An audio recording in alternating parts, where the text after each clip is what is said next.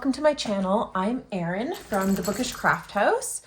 I own a small business called the Bookish Craft House. We sell on Etsy and we sell bookish items as well as crochet items. And I'm here today with a crochet review for a pattern. This is the Granny Top Cardigan by MJOffTheHook Designs Inc. It's a really cute, as you can see, granny crop cardigan. I saw this, I'm not even sure where I saw this pattern. It caught my eye and I knew I had to have it. The skill level is intermediate and I'm going to be sharing my experience making this pattern. I'm not quite done yet, but I'll share my progress, how long it's taken me, some tips and tricks, what I like about it, what I don't like, and give an overall rating at the end. So as I said, this pattern is from MJOffTheHook Designs. She is another fellow Canadian, and the pattern is available on her Etsy, and I'll link it below. It's also available on her blog, but there are some of the elements that are missing from the blog item. So I would say, depending on how intermediate you are at crochet, the paid version might be a better option for you. And I do have a printed copy as well of the pattern. I still like to print patterns, so not the whole pattern, but just certain pages are printed here. I try not to show the full pattern or any pieces of the pattern really in the review, as it is a paid pattern. But given that this one is on her blog as well, I think there are certain pieces or certain elements that I'll feel comfortable sharing. So for this pattern, you need 2 different hook sizes depending on the size that you make. So some of the sizes only require 1 hook size, but some require 2. So the medium large size that I'm making did require 2 different hook sizes. So that's the 4mm and the 4.5mm hooks. And I used my 4mm Clover Amour, I believe it's called, hook. I really love this hook because the yarn glides so nicely. I wish the grip was a little thicker. It feels a little too thin in my hands, and also a little short, but I do love the smoothness of the hook and how the yarn glides on it, especially this acrylic yarn. And then my 4.5mm hook, which is used for all the granny squares. So I feel like I was using this for majority of the project, while the 4mm is just the ribbing. The 4.5mm hook I have, this one is one I actually made myself. So this is epoxy resin glitter, and this was a hook that I think I got at the dollar store. It's not anything special, but it does have a really great texture on where the yarn slides. So the yarn does like glide really nicely here. It's a very similar texture to the Clover hooks, and I just love how it glitters and how pretty it is. So this made it a little more fun to crochet all 64 granny squares and keep going with the project. But just so you know, if you are planning to purchase this project or make this sweater using the free version on her blog, you will most likely need 2 different hook sizes. So the yarn that I'm using is the Loops and Threads Impeccable Acrylic. This is a really nice acrylic. It's soft, it's not too heavy. I got this at my local Michael's. So for the white color, I am using the white yarn, and I needed 2 skeins of this for this sweater, for the medium large size. And then the other colors I got are the True Gray, which is this gray here. I got the Blue Haze, which is this color here. I got the Plum, which is this color here. And finally, the pink is called Barely Pink. As you can see, it's a very light pink. So all of those colors, I just needed 1 skein, and there was still ample left afterwards. So that was great. As you can see, I think I mentioned already, but I'm not finished yet. So I still have this skein of white yarn left, but I would say it's pretty safe to say I'll still have some left over at the end. All I have left is the ribbing around the collar here, and then both of the sleeves. And I just started this skein here, my second one. So this pattern is made up of granny squares. So all of these squares that you see are made individually and then either sewn together, or it's a join as you go, so crocheted together. Both options are available in the pattern. I did the sewn together option. Originally, I was going to do the join as you go method and crochet them together, but just where I ended up crocheting, it was over the holidays. We were not always at home when I was crocheting, so it was just easier to make all the squares individually and then sew them together. So I'm making the medium/small. There are two different color options that are in the pattern. You can pick your own yarn colors. You don't have to follow those. I did follow one of the options. This is the lighter version. And there's also one that has more of a brown undertone instead of a white with some burgundies, maybe more of a fall sweater. I would say this one's more of the summer colors. But these colors were just so beautiful. I had to go with it. So I got these ones. So like I said, you work it up first with the squares. I'm doing the I'm doing the medium/large. So that means I needed 64 squares. So of these squares, I had to make 64, and there are 5 different yarn colors in this pattern. I just had to count there if you didn't notice. So overall, this pattern, I would say, is really fun as long as you have the dedication to stick with it. So for the first majority, I would say, of making the pattern, you're making multiple granny squares of the same pattern over and over that require a lot of color changes. So it can get a little tedious. For mine, as I mentioned, I had to make 64 squares. It got tiring after a while. So that's probably the hardest hurdle to overcome. I will say within the pattern, MJ includes this great kind of color combination chart to help you determine what the color combination should be for each granny square. I did find this a little bit confusing to follow and keep track of, which squares I've created, which ones I still have to create. So I did create my own little chart. I think it's in here. Yeah. So I did create my own little chart, just typed it up in Word of kind of all the different color combinations that I had to make.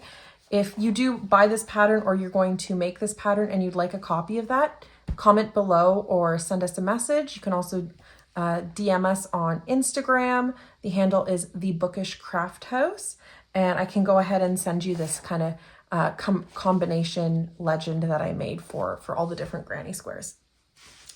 So once I had the granny squares completed, it felt like such a relief, but then you realize you're not really that close to being done the project. So next was sewing all the squares together. The hardest part for me on that was just that the best surface I had to lay out the squares was my floor, and then I had to sew them all together while sitting on the floor, which was hurting my back and my neck and just wasn't the greatest experience. But if you have a better layout, if you can sew them together in maybe not on the floor, you're probably going to be better off. It was pretty quick to sew them together. You have to do just the typical whip stitch, and I did it, across, and then I did it vertically, and it didn't take very long. Just logistically keeping everything laid out was difficult, and in my opinion, you don't really want to just grab a square as you go and keep attaching them, because I had them all laid out.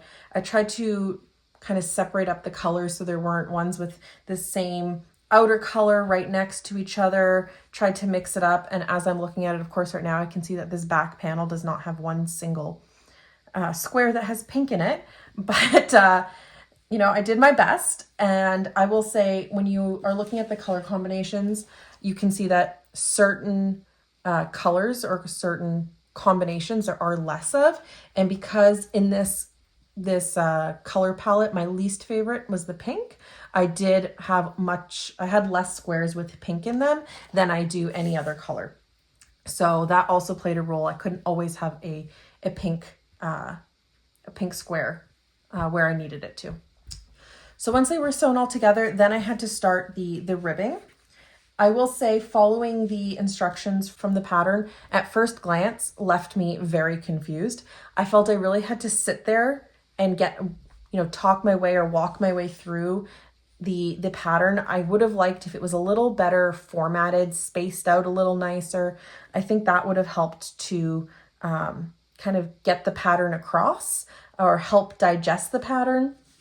I'll show you a quick preview. You can just see it's very dense. So that made it a little bit difficult to follow. But once I sat with it and kind of just gave myself time to focus and read through it, I was able to make sense of what was needed. So the next piece was making this bottom ribbing here. And that is a lot of just the same stitch over and over, which can be easy or can also be tedious depending on how you like to crochet. I was finding it a little boring.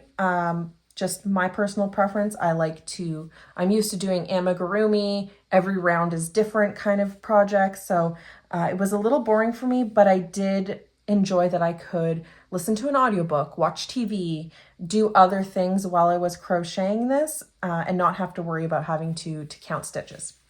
Now, saying that, you want to make sure that you are checking your stitches every so often, making sure you have the same number of stitches in each row. So it's crocheted this way.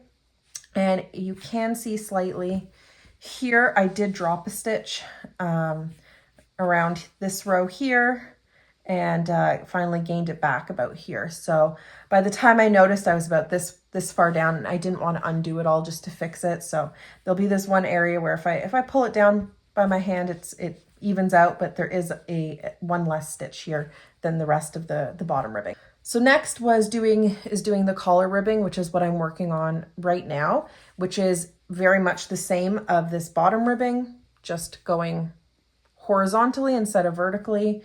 We do add the buttonholes at this point, so you can see these holes here. All of that is in the instructions. I found it pretty easy to follow the buttonholes and where those should go. There was a little confusion on my end on the placement and like which order, like where to start the chaining here, because the pattern does cover the buttonholes first and then talks more about this ribbing. So I was a little confused there, but once I made sense of it, it was all good. And so far this sweater only has 3 buttonholes. So those are all done. And now it's just the same ribbing all the way around. And I did get these really cute 38 millimeter buttons. These are from Joann's in the US. I am Canadian, but I was in the US over the holidays and I grabbed these while I was there. So you can see this is what it will look like there. Well, they'll be sewn onto this side, but they'll come through the hole on this side. I do find it really hard to find buttons this big in Canada, especially because I did not want wood buttons. I really wanted like a plastic acrylic button just because it'll withstand washes a little better than a wood button would. And I could not find any. So if you know of anywhere that sells big buttons similar to this one, I really love this kind of simple look, just black acrylic. If you know anywhere that sells these in Canada, please comment below. I checked Michael's. The biggest button I could find at Michael's was 25 millimeters. And I do have a few more projects I want to work on this year that do require a bigger button than a 25 millimeter. And I did also check Amazon, and the only ones I could find on Amazon were wood. And like I said, I prefer not to use wood just because they don't withstand washes as well as an acrylic button will. So once I'm done with the collar, then I'll be doing the sleeves, and I've read ahead in the pattern, and the sleeves are again very much the same as what the ribbing is for the rest of the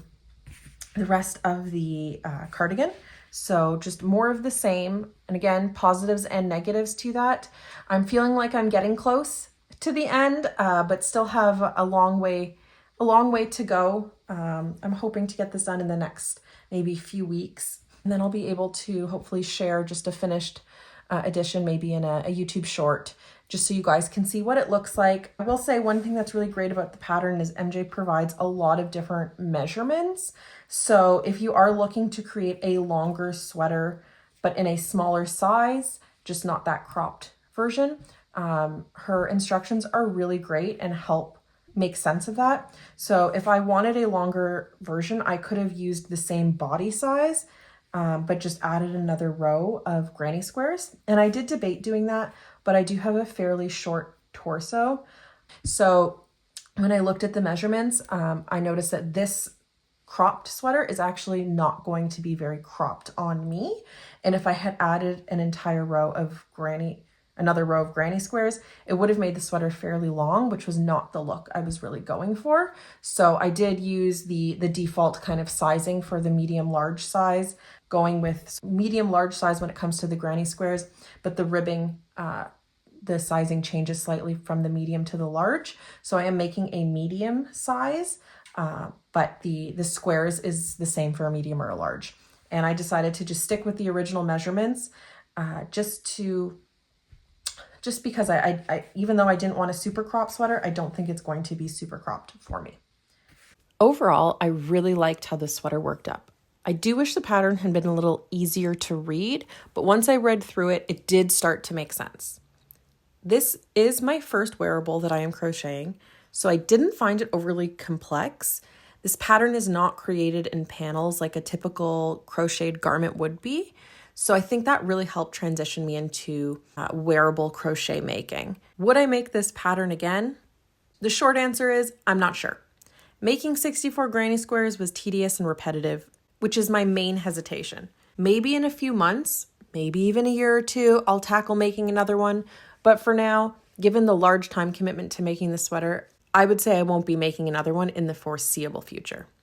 I will say though, the final result is so adorable that it really does make making all these granny squares kind of worth it.